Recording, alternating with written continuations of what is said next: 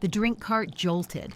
A full cup of black coffee burst across the tray table of seat 12F, and the silver-haired woman it splashed never blinked. Not the confused passenger the gate agent pitied, not the frail aunt the man up front kept patting, not the lost lady the cabin had quietly agreed she was. Valkyrie. Nobody on that aircraft knew the name yet. But before the wheels touched Joplin, every uniform on the plane would be standing in the aisle, and the man who had filed papers to call me unsound would learn exactly what he had tried to sign away. I was 71 years old. My hands did not shake. The flight attendant gasped and reached for napkins, apologizing in that high, careful voice people use on the elderly, and I told her it was fine. It was. I had been splashed with worse than coffee. I just folded my soaked sleeve under, set the olive green tin a little higher on my lap, and watched the brown puddle find the seam of the tray. The tin stayed dry. That was all that mattered to me. It was a flat aluminum box about the size of a hardcover book, painted army green so long ago the paint had chalked at the corners. A strip of old tape sealed the lid. I had not opened it in front of another living soul in almost 50 years, and I did not open it now. I just kept one hand flat on top of it the way you keep a hand on something that is still alive. 3 hours earlier, at the gate in the connecting hub, my nephew had introduced me to strangers. His name was Brett Calloway. He had married into the family on my late sister Opal's side, and he had spent the last week calling himself the executor of her estate, in a voice that enjoyed the word. He was 44, soft in the middle, with a watch too big for his wrist and a smile he used like a tool. At the gate, he stood up too loud. He put his hand on my shoulder so the whole row could see it, and he said, to no one and to everyone, she gets a little turned around in airports. Bless her heart, I keep her close. A woman with a stroller smiled at me the way you smile at a dog that is old but still friendly. This is my Aunt Pearl, Brett went on. She flew in from the little house out on Sargent Avenue. We're burying her sister this week, so we have to keep an eye on her, don't we, Pearl? He patted my hand.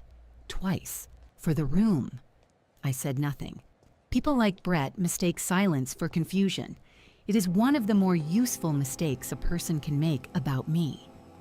When they called the flight, he walked me down the jet bridge with a grip on my elbow I did not need, steered me past the wide leather seats up front where his own boarding pass put him, and pointed me toward the back. 12F, he said. Window. You like the window, remember? You can watch the clouds.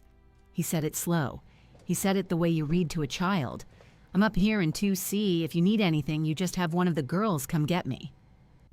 12F was the second to last row over the wing beside the lavatory. He had booked it for me on purpose. I knew this the way I knew weather coming, by feel, before the instrument said so. He had booked himself a wide seat with a footrest and a warm towel, and he had booked his confused old aunt into the part of the airplane where the engine noise eats every word. And he had done it because a man who wants a woman declared incapable does not seat her where the captain might shake her hand. I took 12F. I sat straight, the way my back has sat since I was 19. I put the tin on my lap, and I let him think he had won, because that is a thing I have always been very good at. Let me tell you about Joplin, because you have to understand the town to understand the seat. Joplin sits down in the southwest corner of Missouri, where the old mining country runs into the prairie. 2 blocks of brick downtown and a long memory. Route 66 came through here once and left its dust on everything, and the dust never really left. My family's house is a white clapboard place on Sargent Avenue, 2 blocks off Main, with a porch my father built and a maple he planted the year I was born. Behind the house, past the fence line, there used to be a grass airstrip along the Spring River. My father, Earl Pickett, dusted crops off that strip. Cotton, then sorghum, then whatever the contracts wanted. He flew a yellow biplane so patched it was more patch than plain, and he smelled of castor oil and cut alfalfa, and he was the first person who ever told me a girl could fly. The town did not agree with him. In Joplin in those years, a farmer's daughter was supposed to marry a farmer, and I did not. I learned to read a windsock before I learned to drive. I soloed off that grass strip at 16 with my father standing at the end of it with his hat over his heart. And the town decided I was the odd Pickett girl. And the town never decided anything else about me after that. That suited me. I came home from the service and said almost nothing about where I'd been. I let them keep their small story. The odd Pickett girl. Earl's strange daughter who never married, who lived alone in the White House, who sat too straight in church and did not gossip. For 50 years, that was who I was in Joplin, and I wore it the way you wear an old coat. It kept the wind off. My sister Opal stayed in town too, in a bigger house on the east side, and we were not close the way sisters in stories are close, but we were close the way real sisters are, which is that we knew the same kitchen and the same dead parents, and we picked up the phone. Opal passed in the spring. In her sleep, they told me, which is the kindest thing they could tell me and which I chose to believe. She was 68. I drove to her house and sat in her kitchen, and I did not cry until I was back in my own. That should have been the end of it. A funeral, a casserole, a quiet division of a quiet woman's quiet things. It was not because of Brett Calloway and the foreclosure notice in his glovebox. I did not know about the notice yet, that day on the plane. I knew only what I could see, and what I could see was a man in a hurry. Brett had gotten himself named executor of Opal's estate within a week of the funeral, talking fast to a tired probate clerk, and the very first thing he did with the title was list the White House on Sargent Avenue for sale. My house, the house I had lived in for 30 years, the house my father built. I found out because a real estate sign appeared in my own front yard while I was at the grocery, staked into the grass beside the maple, and a stranger in a blazer was standing on my porch with a clipboard when I got home. "You must be the aunt," she said brightly. "Brett told me you might be a little surprised." A little surprised. I set my grocery bag on the step. I did not raise my voice. I have heard louder men in quieter places than my own front porch, so a woman with a clipboard did not move me much. I called Brett. He explained it to me the way he explained everything, slowly, as if to a child, as if patience were a gift he was generous to give. "Aunt Pearl, the house is part of Opal's estate," he said. "It has to be sold. The estate has debts. This is just how it works. And honestly, sweetheart, you shouldn't be living alone out there anyway. We've been worried. I've actually been talking to a doctor about getting you someplace safe, someplace they can look after you." There it was, someplace they can look after you. The soft words men use when they mean a locked door and your name on no account. I understood then, standing on my own porch with the "for sale" sign throwing its little shadow on my father's lawn, that Brett did not just want Opal's money. He wanted me declared lost. He needed me ruled unsound because a sound woman could stand up in a courtroom and say no, and a lost lady could not say anything at all. What he did not know was that the house on Sargent Avenue had not belonged to Opal's estate for a single day of his life. It had not belonged to it for 50 years. My father had seen to that in 1971, with a pen and a deed and a clerk's stamp, in the very county building Brett was so sure he understood. But that came later. That is a road I had to drive down in its own time. For now there was only the plane, and the back of the plane, and a hearing in 9 days that Brett had already scheduled, where a judge was going to be asked whether Pearl Pickett still had the sense God gave her. The drink cart had moved on. The flight attendant had blotted what she could and brought me a ginger ale I did not ask for, setting it down with the careful pity I was used to by now. I thanked her. I watched Missouri slide under the wing, the section roads laid out square and brown, the rivers cutting their lazy lines, and somewhere down there, a grass strip along the Spring River, where a man with a hat over his heart had watched his daughter fly. I rubbed the coin in my coat pocket without deciding to. It was a brass challenge coin, old, the kind they hand you when words are not enough and never will be. The face of it had worn smooth as a river stone from 50 years of my thumb. There was a name on the back, or there had 50 been. years. You could not read it And it anymore. still feels like You did yesterday. not have to. I knew What it by did we heart. do wrong? Cutter. I said it under my breath, the way I had said it 10,000 times, like a prayer you no longer expect answered. Cutter. The one I went back for. The one I carried the guilt of for half a century because I came home and he did not. And a young woman cannot fly back into smoke twice, no matter how much she wants to. I had buried a great many things to keep that name quiet.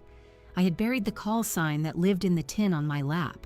I had let a town file me under odd and let a nephew file me under lost, because the alternative was opening a box I had taped shut in a different decade and saying out loud what I had done and what it cost. I am telling you all of this so you understand that I had no intention that morning of opening anything at all. I was going home to bury my sister and to save my father's house, and I planned to do both the way I have done everything since I was 19. Quietly, hands steady, mouth shut. Then the young woman across the aisle leaned over to help mop the coffee, and her eyes dropped to the green tin on my lap, and she went very still. She was maybe 30, dark hair pinned up tight. She wore civilian clothes, but she sat like she didn't, spine off the seat back, and when she moved, you could see the discipline in it. There were 4 or 5 of them scattered through the cabin. I had noticed at boarding.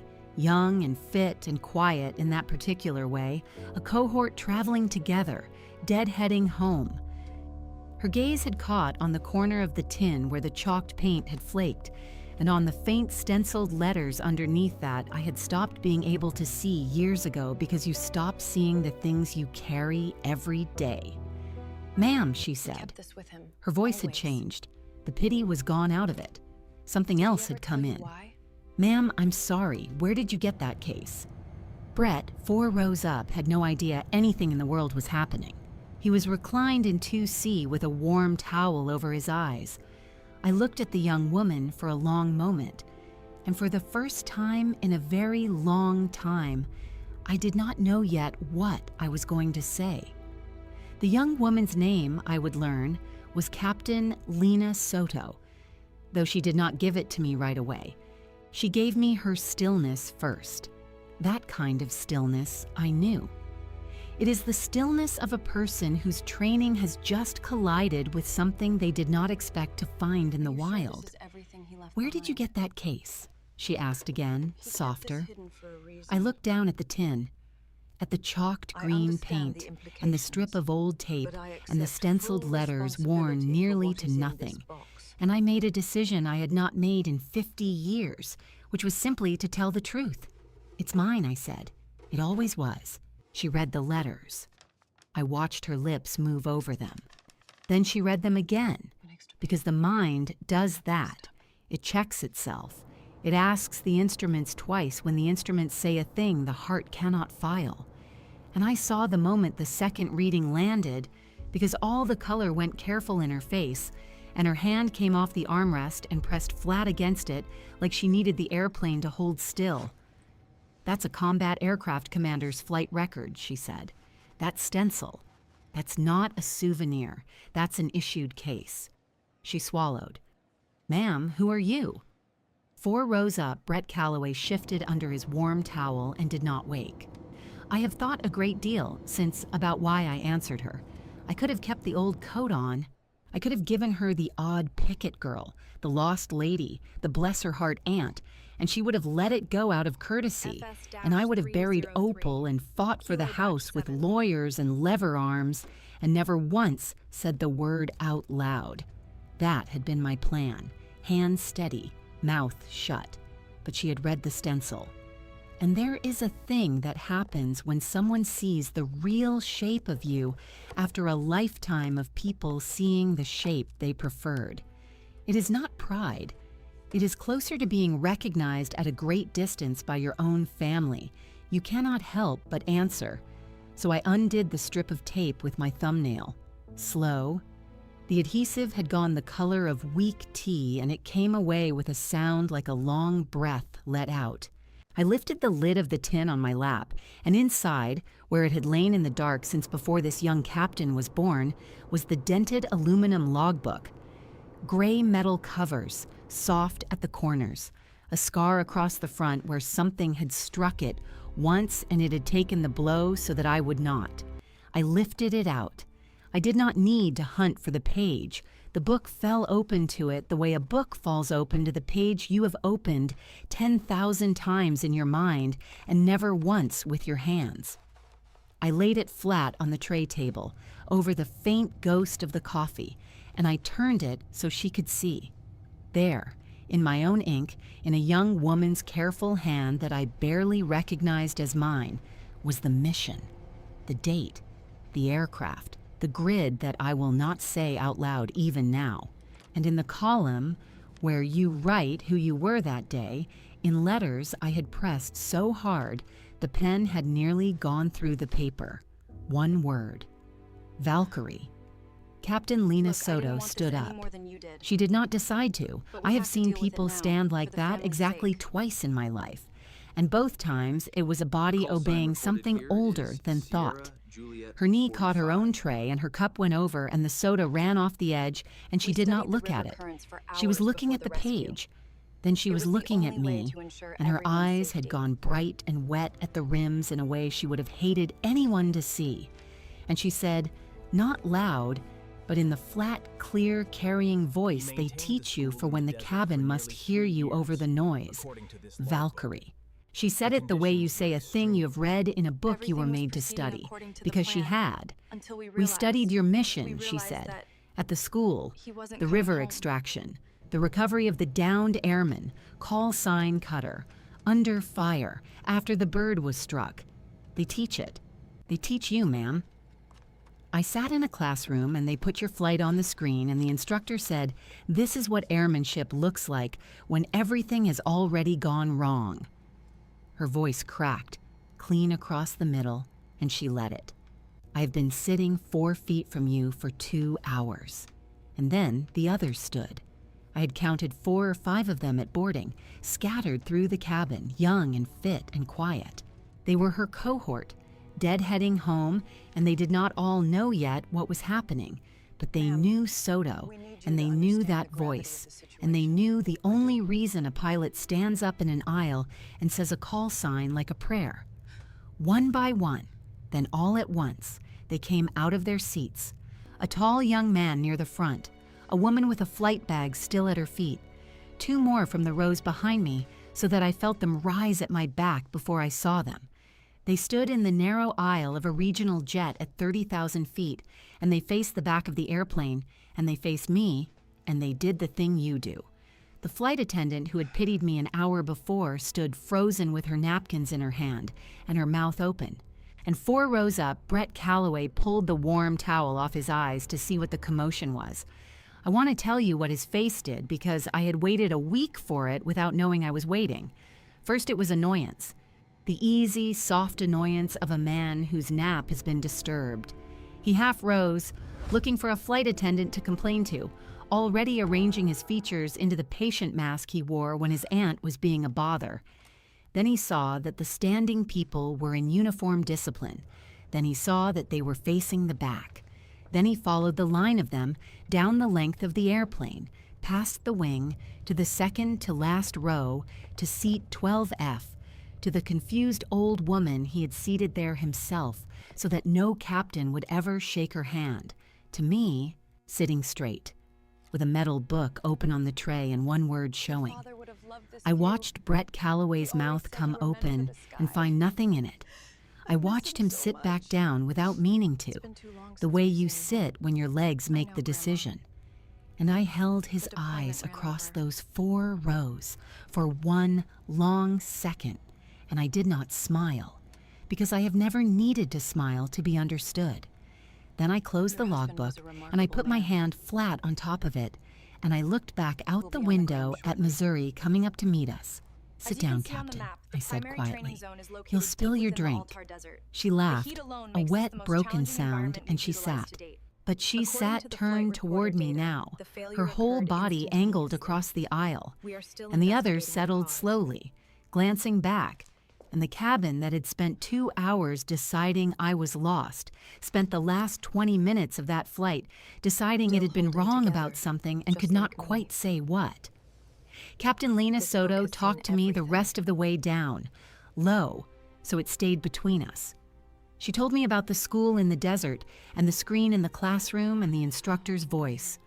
She told me they had never had a name for me there, only the call sign because the rest had been sealed, and the class had argued about whether Valkyrie was even still living.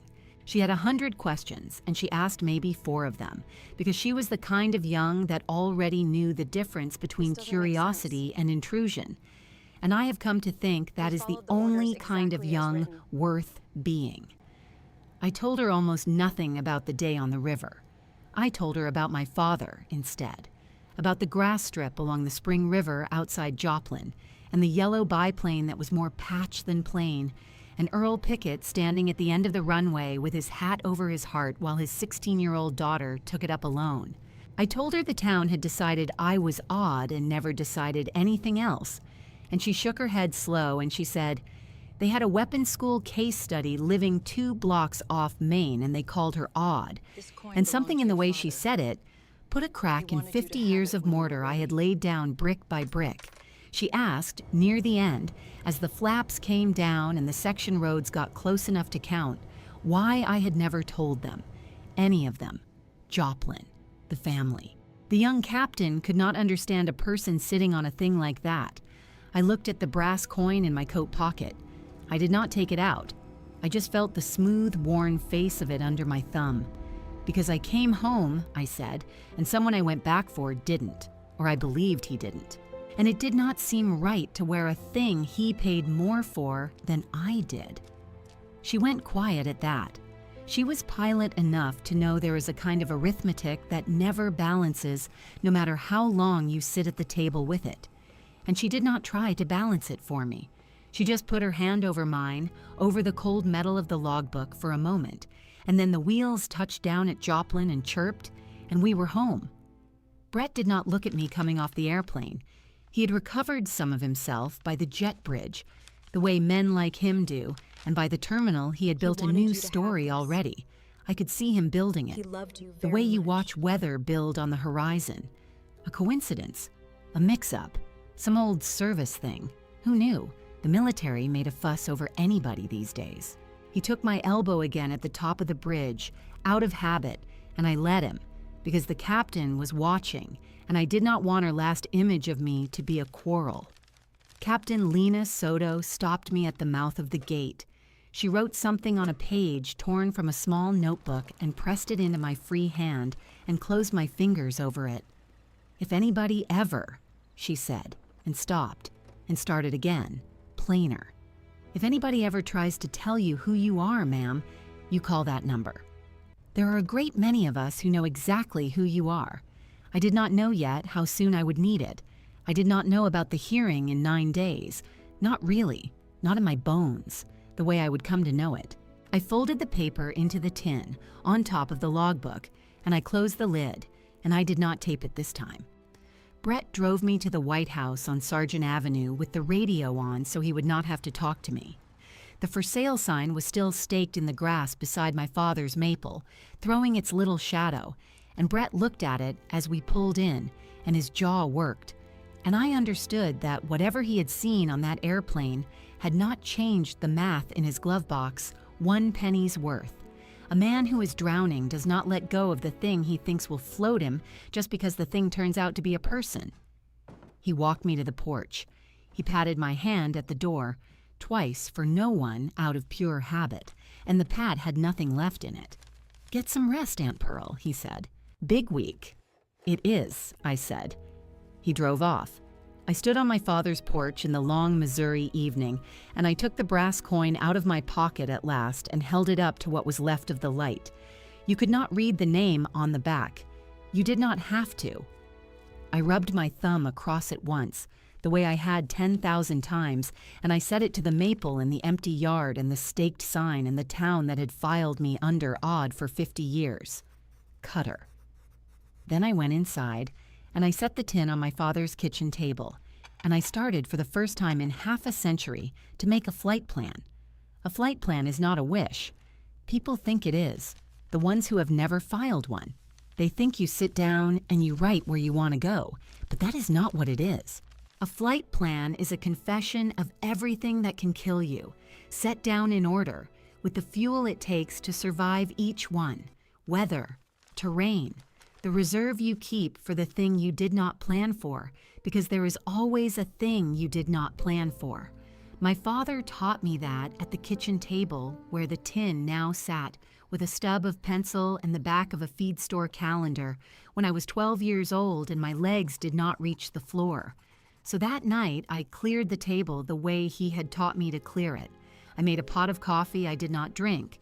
I took out the page Captain Lena Soto had pressed into my hand, and I smoothed it flat and set it at the top corner of the table, like a heading. And then, under it, in my own ink, I began to write down everything that could take the house.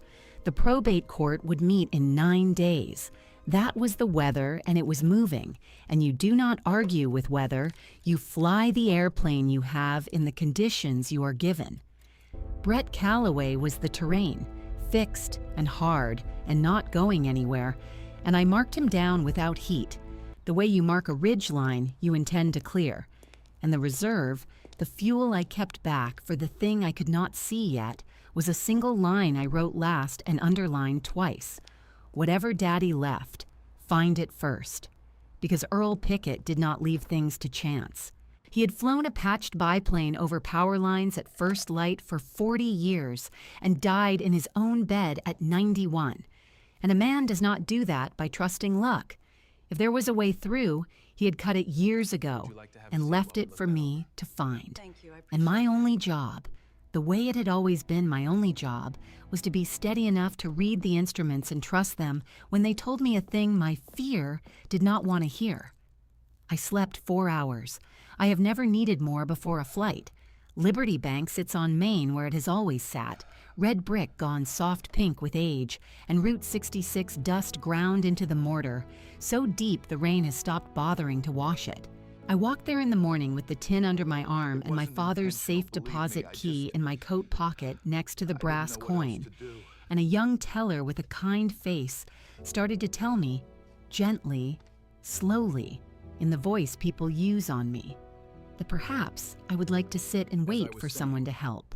And then a man came out from the back.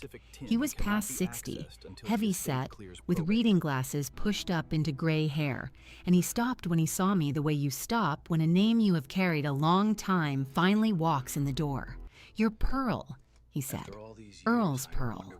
"I am," I said. "Lloyd Hargrove." He took my hand in both of his and held it a beat too long, and his eyes did something I did not expect. They filled. "Your daddy paid for my schooling," he said. "Did you know that? 19 and 70. I was a duster's boy with no prospects, and Earl Pickett walked me into this bank and co-signed a thing he had no earthly reason to co-sign, and told the manager I'd pay it back with interest and be running the place inside 30 years. He let out a breath that shook. Took me 31. I always told him I'd make up the year. He looked at the tin under my arm and his voice dropped. He told me you'd come. Maybe not when, but that you'd come. And that when you did, I was to take you down myself and stand back and let you open it alone. I have had that instruction for 9 years, Pearl. I check that box is still there about once a month. I do not know why. I just do. He took me down himself. He turned his key and stepped back, and he stood with his hands folded in front of him like a man at a graveside, and he let me draw the long gray drawer out into the light. There was not much in it. My father was not a man of much. There was the deed, folded in thirds, the paper gone the color of cream. There was a flat envelope, heavy, sealed with a government seal I knew on sight, the citation, sealed all these years exactly as they had handed it to me, sealed, because I had never once broken it. And there was the logbook's twin, in a sense, my discharge, my orders, the paper bones of a life I had folded up and filed under odd. I touched each thing the way you touch the panel before you start the engines, a check, account, present, and accounted for. And then I saw the second envelope. It was tucked flat against the back of the drawer, behind everything, in my father's hand. Earl Pickett wrote in capital letters all his life because he said cursive was for people with time to waste. And in those blocky capitals, the pencil pressed hard was not my name. He had not addressed it to me. He had addressed it, and I had to read it twice the way the captain had read the stencil twice, because the mind checks itself to whoever tries to take it. I stood in the cool quiet of that vault with Lloyd Hargrove breathing carefully behind me, and I held an envelope my father had sealed before he died and addressed to an enemy he had never met, and I understood that Earl Pickett had seen this coming. Not Brett, not by name, but the shape of it. But the Ava, he had known that a woman the world called odd, sitting on a house worth money in a town that ran on money, would one day have someone come to take it from her, with kind words and a pat on the hand.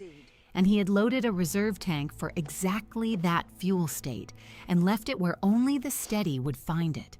I did not open it. That envelope was not for me. It was for the man it named without naming, and I would let him open it himself, in the one room where it would cost him everything to read it aloud. I put it inside the tin, on top of the logbook, next to Captain Soto's number. I put the deed and the sealed citation in there too. I thanked Lloyd Hargrove, who could not speak, and who walked me up out of the vault with his hand hovering at my back, not to steer me, but the way you hover a hand near something precious. And at the door, he finally got the words out. "Whatever you need from this bank, Pearl," he said. "Anything. It is already yes. You understand me."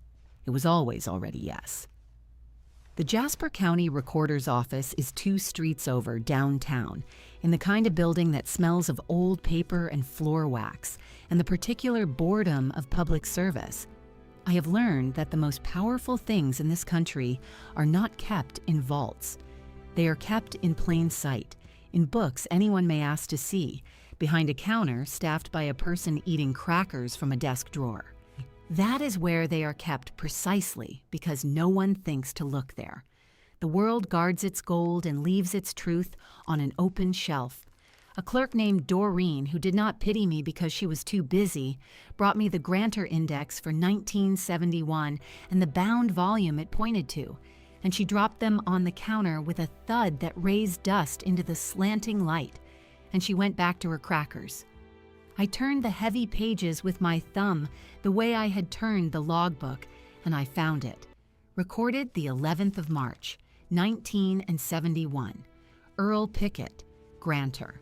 And the instrument was not a will, which can be argued, and not a gift, which can be clawed back, but a deed into an irrevocable trust, which is a door that locks from the inside and throws away the key by design. The house on Sargent Avenue, the lot, the strip of bottom land down to the Spring River where the grass runway lay, all of it placed in trust the year I came home from the war 55 years ago, while Brett Calloway was not yet a thought in the world, and I found the clause. I ran my finger under it and I read it 3 times, and the 3rd time my eyes did the thing the captains had done. They went bright and careful at the rims, because my father had reached across 55 years and half a century of silence and a grave, and he had named me without using my name. The same trick, the same blood. To be held, the deed read, for the daughter who flies. Not the daughter, Pearl. Not my daughter. The daughter who flies. He had written it that way on purpose, in a public book in 1971, when the whole of Joplin agreed his girl was odd and the Army had sealed what she had done, and there was not a soul in this county, besides Earl Pickett, who knew that the strange, quiet woman 2 blocks off Maine had ever flown anything at all. He had carved the truth of me into the public record in a phrase no probate court on earth could read any way but one. And he had done it before I ever knew I would need defending. And he had told no one, and he had waited in the ground for me to be steady enough to come and find it.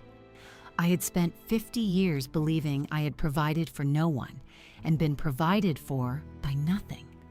I had spent 50 years carrying a guilt that said I took more than I gave. And the whole time, recorded and stamped, and sitting on an open shelf for anyone bored enough to pull it. My father had been holding the house over my head like a hand over a lamp, keeping it lit, keeping it mine, the daughter who flies. I asked Doreen for 3 certified copies. She made them without looking up. They cost me less than the coffee Brett bought himself in the airport. I did one more thing before I went home, and it was not on my flight plan, and it changed the shape of everything after. Coming out of the recorder's office into the white Missouri noon, I heard it before I saw it. The old familiar note. A radial engine working low and patient over the river bottoms east of town. The sound I had grown up inside of. I stood on the sidewalk and shaded my eyes and watched a yellow crop duster lay a line over the bean fields. Bank, come around, lay another, need a stitching, and I knew that hand on the stick. Not the person, the hand. You can read a pilot from the ground the way you can read handwriting, and whoever was flying that airplane had been taught right, taught patient, taught to respect the wire and the wind and the work. I asked at the little grass strip, which was still there, still my father's, though I had not known until that morning that it was legally mine. And a mechanic told me the flyer was a young woman, 22, named Marigold Voss, working her first season, and that she had come up through a thing called the Pickett Scholarship, a small fund that paid the flight hours for one Jasper County kid a year, who could not otherwise afford to learn, had been paying them quietly since before anyone working there was born. Nobody quite knew who started it. The bank just sent the money. I sat down on a fuel drum in the shade of the hangar, an old woman in a good coat with a green tin on her lap, and I laughed until my eyes ran, the first full laugh I had laughed in longer than I could name. Because of course he had. Of course Earl Pickett, who never wasted a word or a dollar or a year, had not just saved the house for the daughter who flies. He had been quietly making more of them the whole time, one farm kid a year, sending the next one up while the town wasn't looking, the same way he had sent up Lloyd Hargrove, the same way he had once stood at the end of a runway with his hat over his heart and sent up me. The young woman taxied in and shut down and climbed out, sunburned and grease-streaked and grinning, and she did not know me from any other old lady in the shade. But I knew exactly who she was. I knew it the way the captain on the airplane had known me. I knew it at a great distance, by my own family. And I sat there in the heat with the tin on my lap and 3 certified copies of my father's truth folded inside it.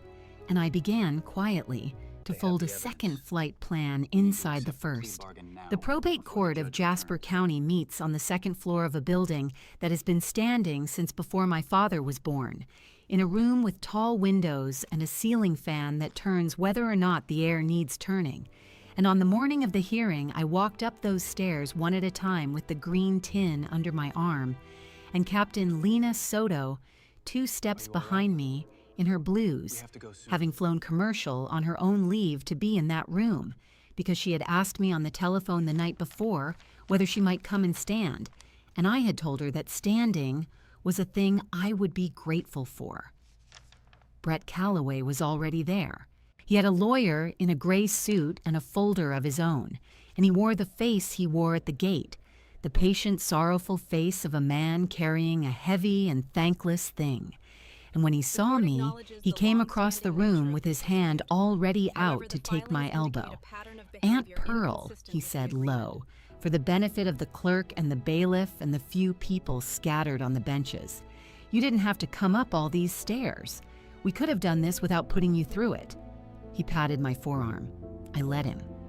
I had decided on my father's porch that I would let him pat my arm exactly as many times as he wished to, because each pat was a thing he was building in front of witnesses, and a man who was building a case against you out of his own kindness should never be interrupted while he works. The judge was a woman near my own age named Harriet Mabry, with reading glasses and a careful mouth, and she opened by saying she had before her a petition filed by the estate's executor, Mr. Brett Calloway, requesting 2 findings. First, that the late Opal's house on Sargent Avenue be released for immediate sale to settle the estate. Second, that the surviving sister, Pearl Pickett, be evaluated for competency. The petition representing that she was confused, isolated, unable to manage her affairs, and at risk.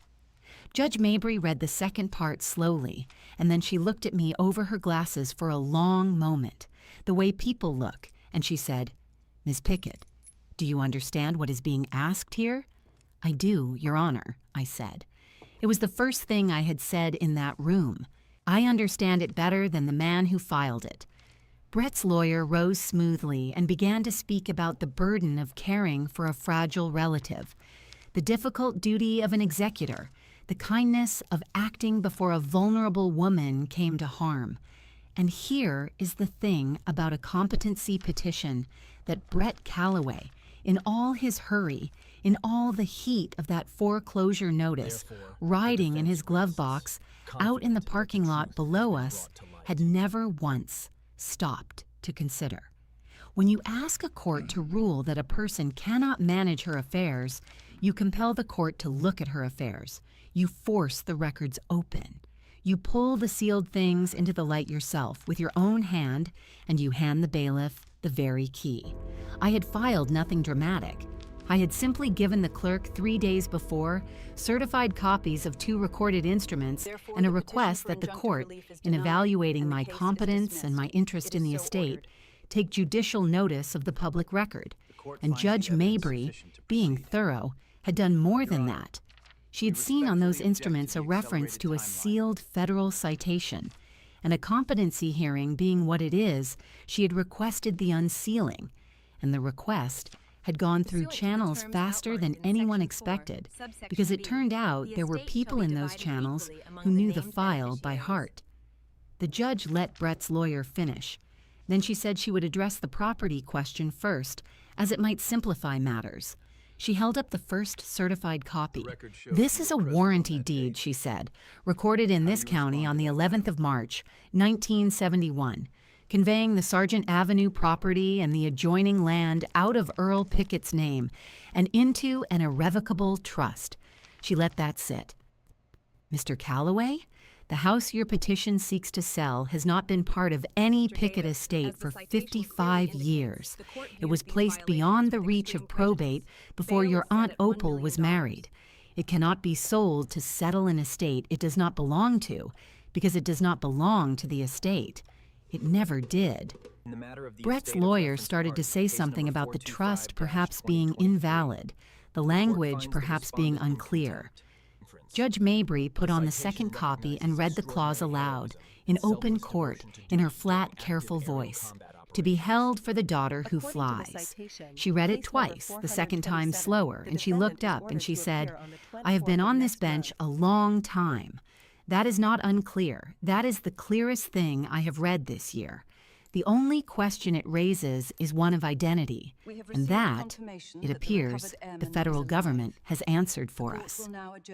She picked up the third thing. It was the citation, and it was no longer sealed, and the room had gone so quiet you could hear the ceiling fan turning over nothing. This was unsealed by federal request in connection with this competency inquiry, she said. Since Mr. Calloway's petition rests on the claim that Ms. Pickett is confused and has accomplished nothing she remembers and can manage nothing she owns, I am going to read it into the record. And she read it. She read that on a morning in a war this country fought a long time ago, the aircraft commander identified by the call sign, Valkyrie, had been ordered to hold position and had instead taken her aircraft back into a valley under fire to recover a downed airman. She read that the rotor was struck twice. She read the words "returned through smoke" and the words "extraordinary airmanship" and the words "at grave risk" to herself. And she read the part that I had never once spoken aloud to a living soul in Joplin in 50 years. The part that said the airman was recovered alive. Alive. I had come home in 1971 believing I had lost him. I had gone back into that smoke, and I had felt the airplane take the hits, and I had gotten him aboard, and I had flown out on instruments I could barely read for the gray. And then there had been a hard set down and a long blank and a hospital a long way from there, And by the time I could ask, the war had moved and the men had scattered, and someone had told me, or I had decided, or the grief had simply filed it for me, that the man called Cutter had not made it through the night. I had carried that for half a century. I had let it be the reason I never spoke of any of it, because what is a medal worth to a woman who believes she earned it for a man she did not save?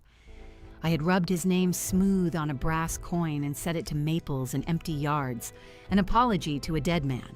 He was not dead. Captain Lena Soto stood up.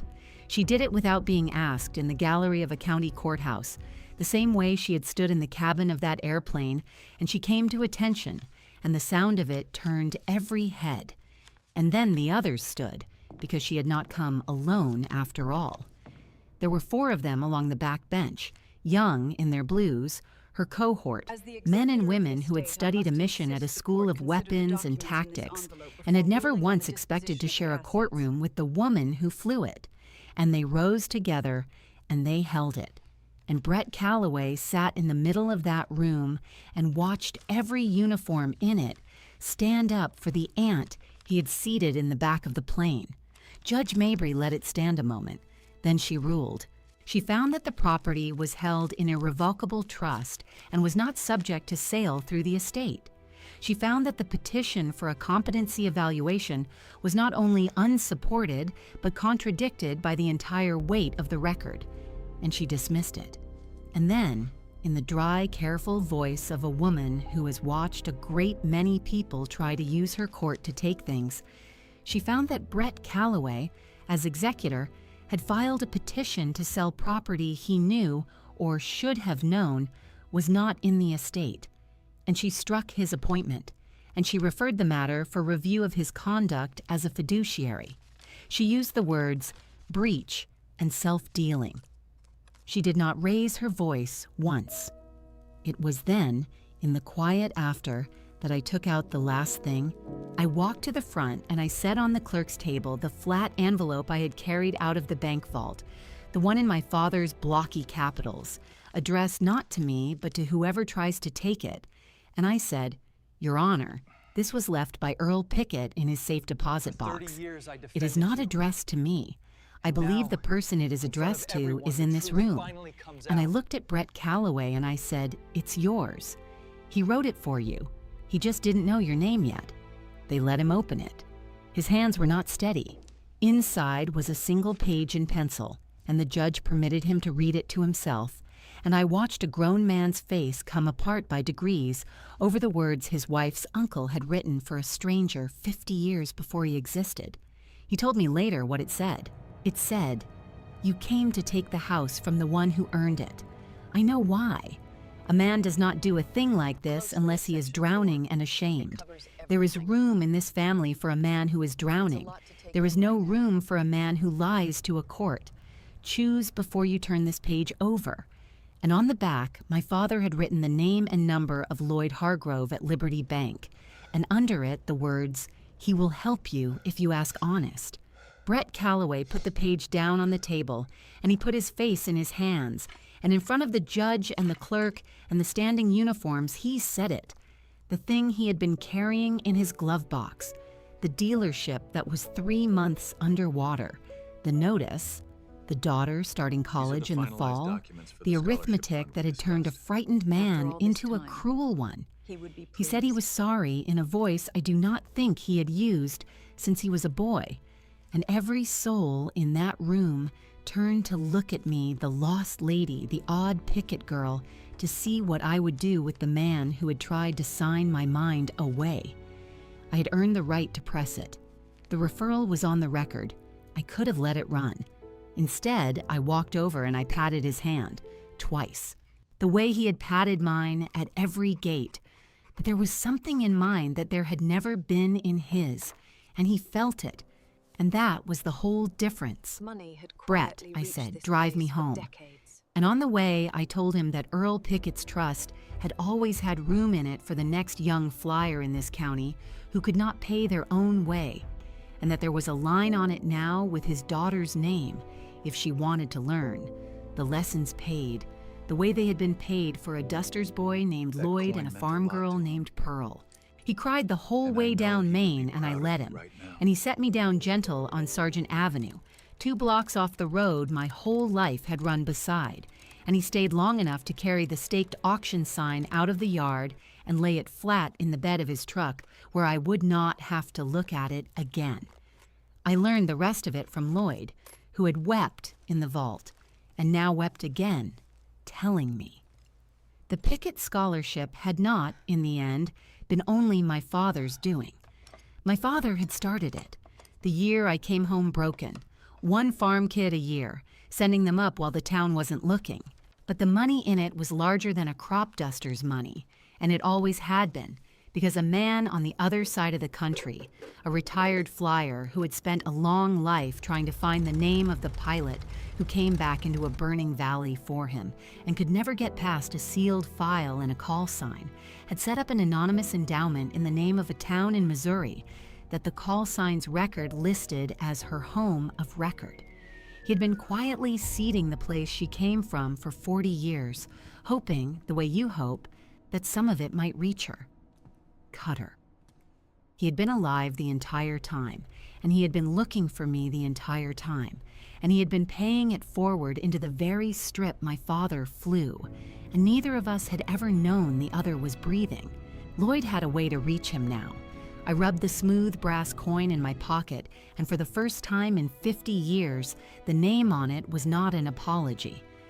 Dawn at the grass strip comes up pink off the spring river, with the dew still on the wing fabric and a radial engine ticking as it warms, and I was there for it, the morning after, with the green tin and the dented aluminum logbook my father's hands had taught mine to keep.